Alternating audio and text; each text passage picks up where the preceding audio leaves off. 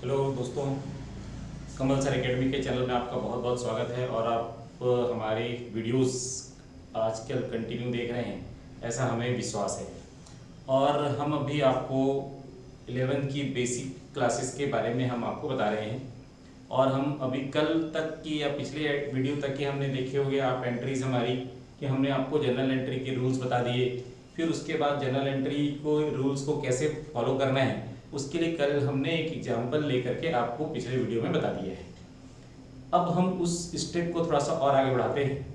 कल हमने या पिछले वीडियो में हमने ये पढ़ा है कि बिजनेस में अगर कोई भी स्टार्ट करते हैं तो उसमें हम कैपिटल इन्वेस्ट करते हैं, और कैपिटल इन्वेस्ट करते हैं तो उसके लिए हमको जो है वो कैश की ज़रूरत पड़ती है।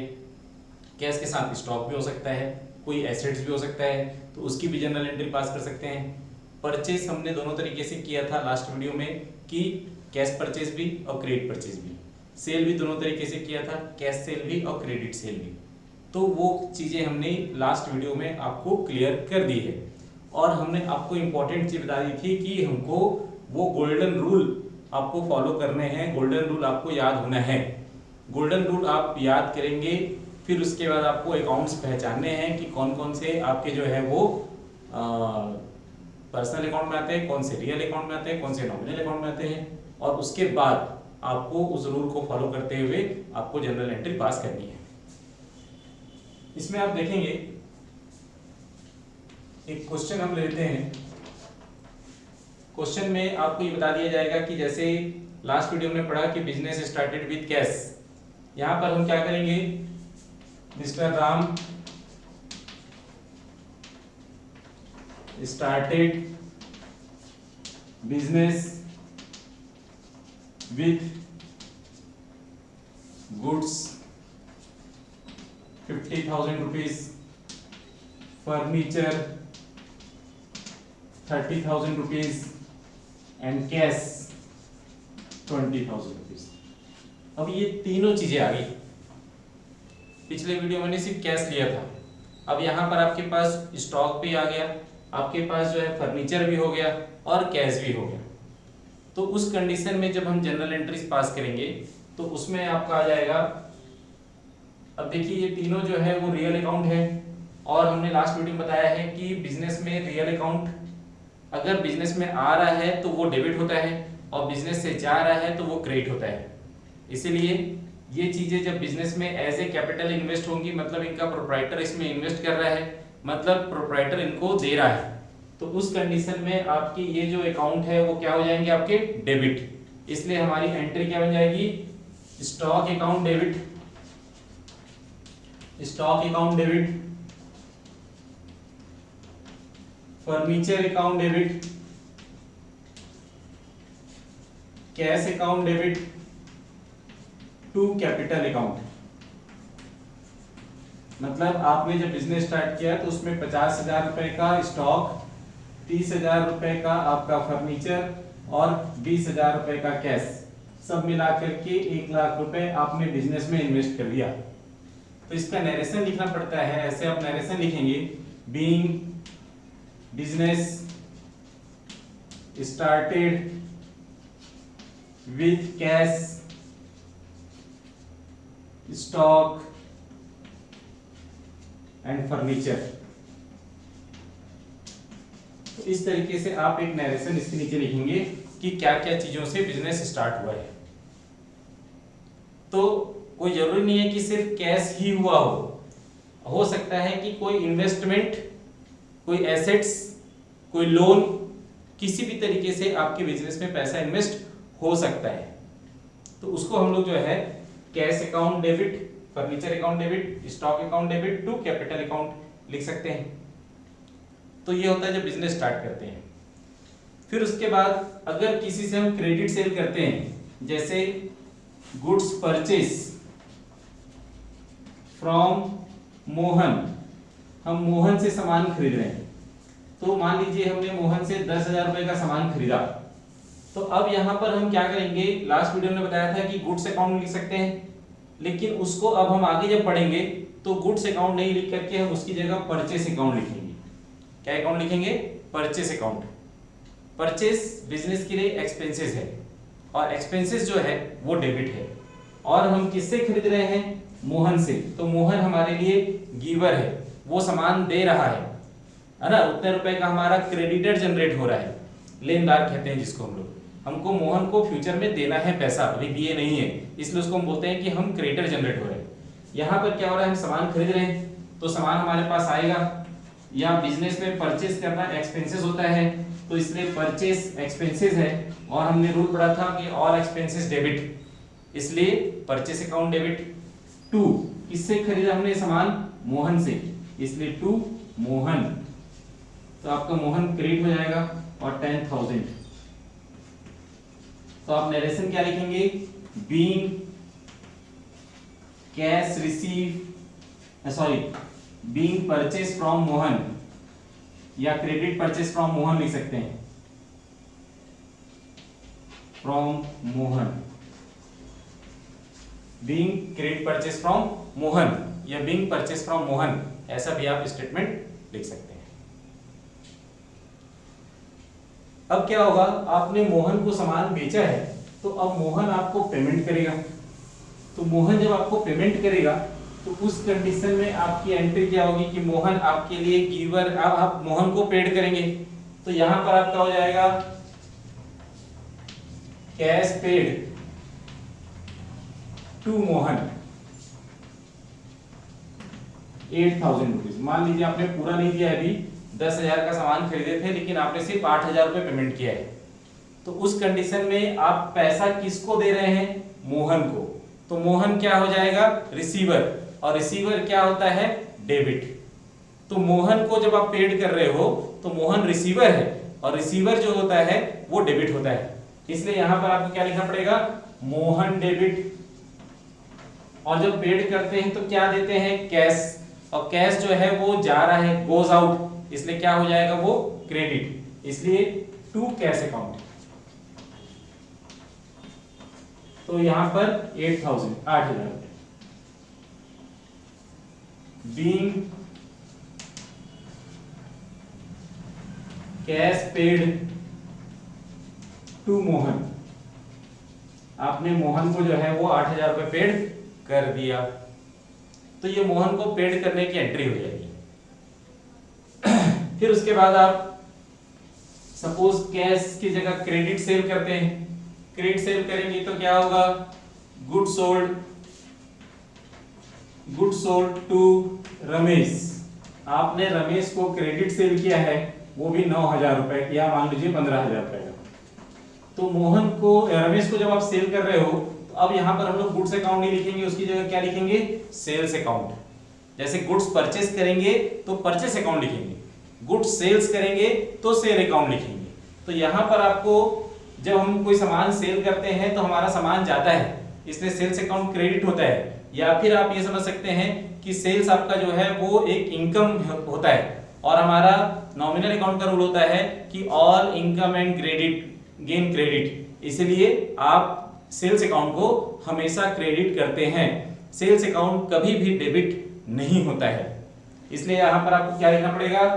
रमेश को बेच रहे हैं सामान, तो रमेश रिसीवर है, तो रमेश डेटर भी है, क्योंकि रमेश हमको पैसा देगा।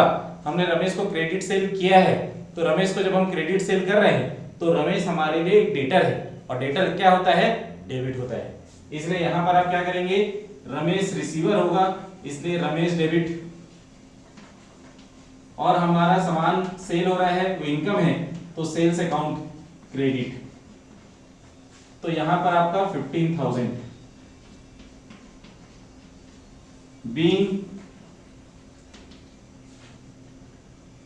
गुड सोल्ड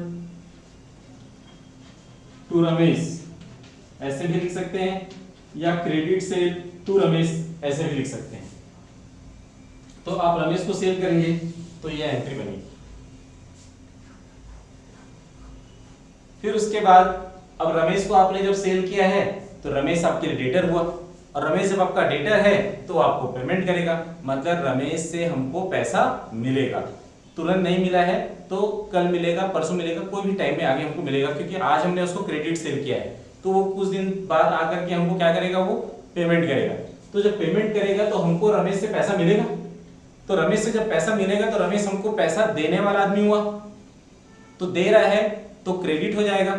और हमारे पास क्या आ रहा है, पैसा आ रहा है। पैसा आ रहा है तो उसके लिए हमारे लिए क्या हो जाता है, डेबिट, क्योंकि कैश जो होता है वो एक रियल अकाउंट होता है। इसलिए आप इसको क्या लिख सकते हैं, cash receive from Ramesh.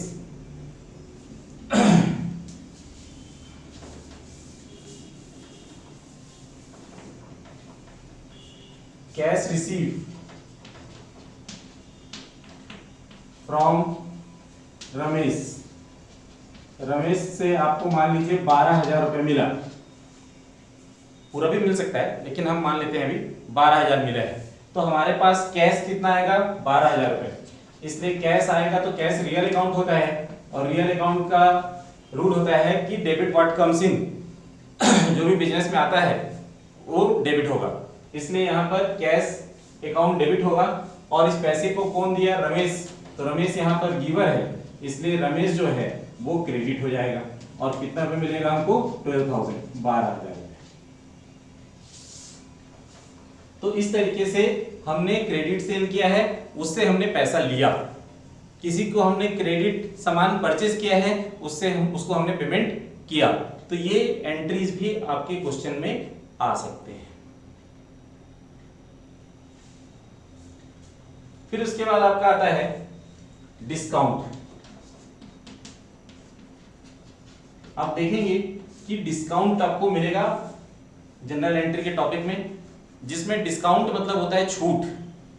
Discount का मतलब होता है छूट, हिंदी में कहते हैं बट्टा, लेकिन इंग्लिश में सिर्फ इसका एक ही वर्ड है, डिस्काउंट। डिस्काउंट दो तरीके का होता है, एक होता है आपका ट्रेड डिस्काउंट,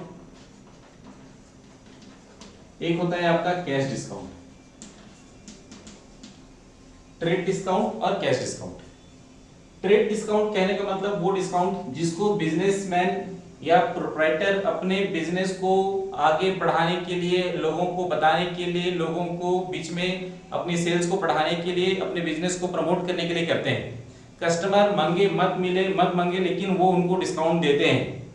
जैसे अगर आप कोई भी प्रोडक्ट खरीदते हैं तो आपको पहले से पता रहता है कि इतना रुपए के सामान खरीदने पर इतना % डिस्काउंट है, तो जैसे आप उतना परचेज करते हैं आपको ऑटोमेटिकली उतना डिस्काउंट मिल जाता है। वो ट्रेड डिस्काउंट है। इसका मतलब वो बिजनेसमैन आपको वो देगा ही देगा, चाहे आप क्रेडिट परचेज करें चाहे कैश परचेज करें।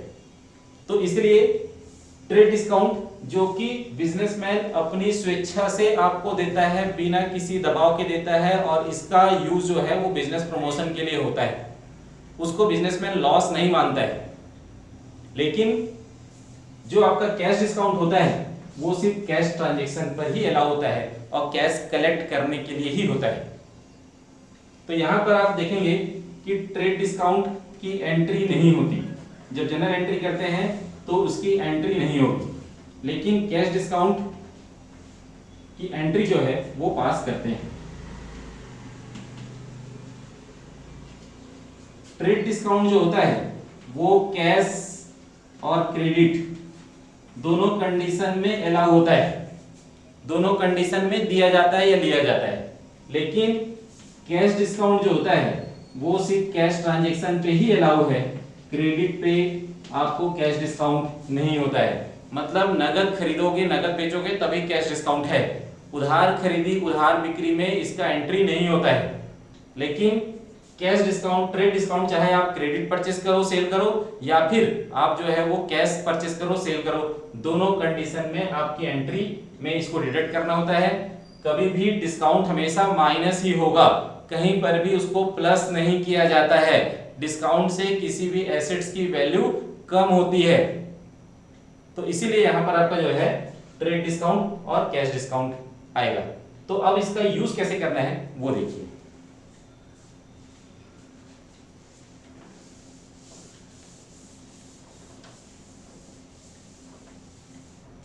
अब आपको क्वेश्चन में आपको एक लाइन अलग से मिलेगा जिसमें लिखा रहेगा आपका goods purchase from Mohan at 10% trade discount. Goods purchase from Mohan at 10% trade discount, और उसका अमाउंट है आपको है मान लीजिए 20,000 रुपीज। 20,000 रुपये।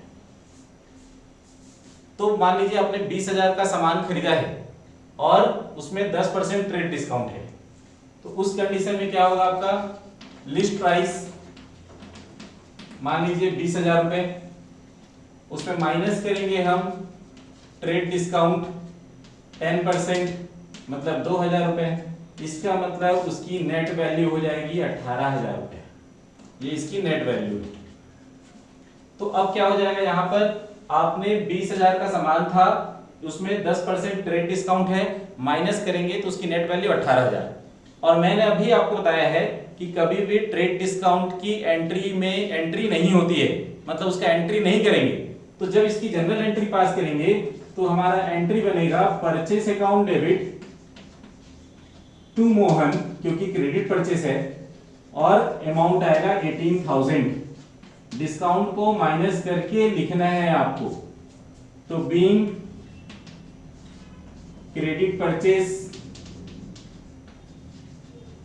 at 10% trade discount,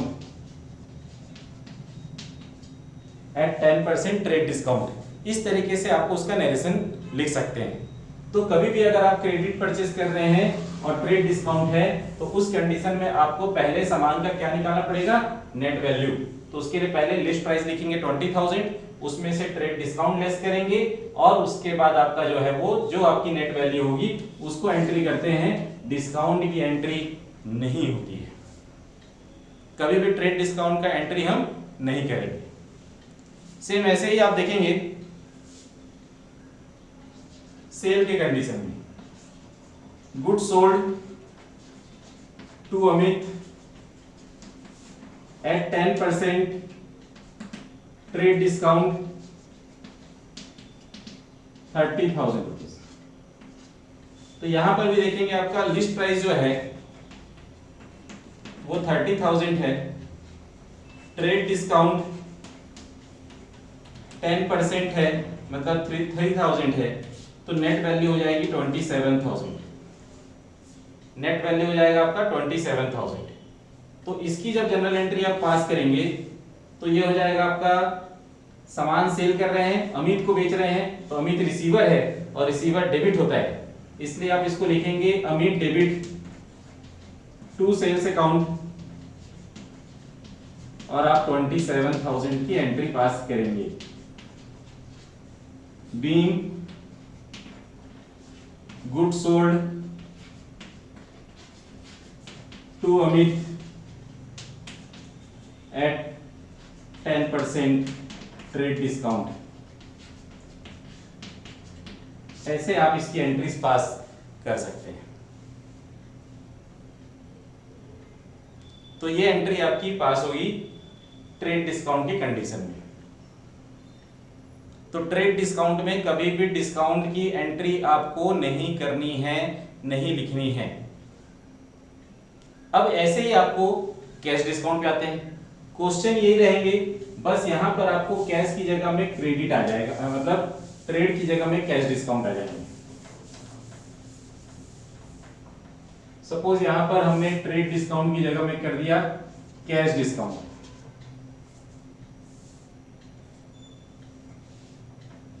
goods purchase in cash, goods purchase in cash at 10% cash discount. तो उस कंडीशन में क्या होगा, आपका जो लिस्ट प्राइस है, लिस्ट प्राइस मान लीजिए 20,000 है, उसमें माइनस करेंगे हम लोग कैश डिस्काउंट। कैश डिस्काउंट आपका 10% 2,000, तो सामान की नेट वैल्यू हो जाएगी 18,000। सामान की नेट वैल्यू जो हो जाएगी वो 18,000। उस कंडीशन में क्या होगा आपका cash account debit, sorry purchase कर रहे हैं इसलिए purchase account debit, purchase account debit to cash account to discount account, to cash account to discount account. अब देखिए यहां पर कैश परचेस है और उसमें कैश डिस्काउंट है, क्योंकि मैंने आपको बताया कि कभी भी ट्रेड डिस्काउंट में जो है, ट्रेड डिस्काउंट दोनों में कंडीशन में लागू है, लेकिन कैश डिस्काउंट सिर्फ कैश ट्रांजैक्शन पे लागू है और कैश डिस्काउंट की एंट्री हम लोग करते हैं। इसीलिए आपको यहां पर क्या करना पड़ेगा, टोटल परचेस आपका 20,000 है, आपने पेमेंट किया 18,000 और कैश डिस्काउंट मिला आपको 2,000, कैश डिस्काउंट मिला है आपको 2,000।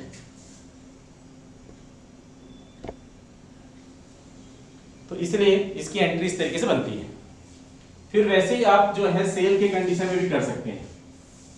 तो सेल के कंडीशन में जब आप एंट्री करेंगे तो goods sold to sold in cash at 10% cash discount 30,000 rupees. Same आपका यही होगा, list price 30,000 rupees minus cash discount 10% ले लेंगे आप 3,000, टोटल हो जाएगा आपका 27,000। तो अब यहां पर जब आप एंट्री पास करेंगे तो सेल करते हैं तो पैसा आता है, तो जब पैसा आता है तो हम लोग डिस्काउंट देते हैं, इसलिए डिस्काउंट यहाँ पर एक्सपेंसेस होगा। और यहाँ जब परचेस करते हैं तो हम लोग पेमेंट करते हैं, और पेमेंट करते हैं तो हमको डिस्काउंट मिलता है, इसलिए डिस्काउंट इनकम होता है, इसलिए यहाँ पर वो क्रेडिट होता है। इसलिए जब यहाँ एंट्री पास करेंगे तो cash account debit, discount account debit to sales account, to sales account. तो टोटल सेल आपने किया 30,000, कैश मिला आपका 27,000, 3,000 आपका डिस्काउंट होता है। तो इस तरीके से आप जो है डिस्काउंट के एंट्रीज पास कर सकते हैं। फिर एक क्वेश्चन आएगा जहां पर आपको ये दोनों चीजें एक साथ मिलेंगी। एक साथ मिलेगी कहने का मतलब क्या हो जाएगा आपको,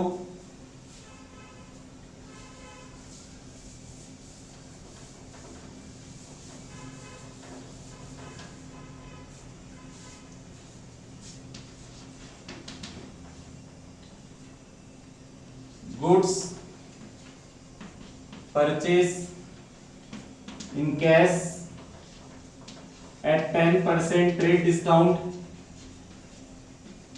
and 5% कैश डिस्काउंट। मतलब एक ही क्वेश्चन में अब जो है वो दोनों पॉइंट आ जाएंगे। तो यहां पर क्या होगा आपका, मान लीजिए ये आपका 40,000 रुपीज, 40,000 का सामान है जिसमें आपको 10% कैश डिस्काउंट ट्रेड डिस्काउंट है और आपका 5% जो है वो कैश डिस्काउंट है। तो जब एक ही क्वेश्चन में ये दोनों चीजें आ जाए तो उस कंडीशन में आपको क्या करना पड़ेगा, सबसे पहले लिस्ट प्राइस आपका 40,000 माइनस ट्रेड डिस्काउंट आपका जो है 10% निकालेंगे तो 4,000 माइनस करेंगे तो नेट वैल्यू हो जाएगी 36,000, उसमें से माइनस करेंगे आप कैश डिस्काउंट आपका 36,000 का 5% 1,800 माइनस कर देंगे तो 34,200। पहले ये कैलकुलेशन आपको करना होगा। तो पहले कभी भी कोई भी आपको सामान खरीदना बेचना हो तो पहले आप लिखेंगे लिस्ट प्राइस, उसे माइनस करेंगे आप ट्रेड डिस्काउंट, जो भी आपकी नेट वैल्यू होगी उसमें माइनस करेंगे आप जो है वो कैश डिस्काउंट, फिर जो वैल्यू आएगी उस वैल्यू को ही हम लोग पेमेंट करेंगे। तो अब यहाँ पर देखिए हम लोग क्या कर रहे हैं, परचेस कर रहे हैं, तो हमारी एंट्री क्या बन जाएगी, purchase account debit to cash account to discount account. तो यहां पर आपको अब क्या करना है, ट्रेड डिस्काउंट का एंट्री नहीं होता इसलिए नहीं करना है। आपका जो नेट परचेस है वो कितना है 36,000, इसलिए परचेस अकाउंट में लिखेंगे आप 36,000। आपने कैश डिस्काउंट कितना मिला है 1,800, तो डिस्काउंट में आपका 1,800 और कैश पेमेंट कितना करना पड़ेगा 34,200, तो 34,200।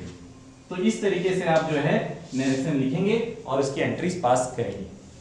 तो ये एंट्री आपका बनता है जब आपको एक ही क्वेश्चन में दोनों चीजें मेंशन हो, आपको कैश परचेस क्रेडिट परचेस आपका जो है वो ट्रेड डिस्काउंट और कैश डिस्काउंट दोनों चीजें एक साथ आ जाए।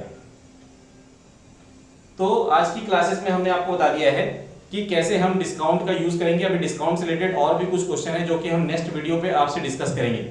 अभी हमने आपको बता दिया कि कितने टाइप के डिस्काउंट होते हैं और डिस्काउंट को कैसे ट्रीट करते हैं। तो आज आप इसकी प्रैक्टिस कर लेंगे और प्रैक्टिस करने के बाद आप देखेंगे कि आपको क्या दिक्कतें आ रही हैं, समझ में आया है कि नहीं आया है। और अगर आपको किसी प्रकार की कोई दिक्कत होती है तो आपको नीचे स्क्रीन पे जो नंबर चल रहे हैं उसमें आप कॉल कर सकते हैं या व्हाट्सएप कर सकते हैं और हमसे संपर्क कर सकते हैं। Thank you.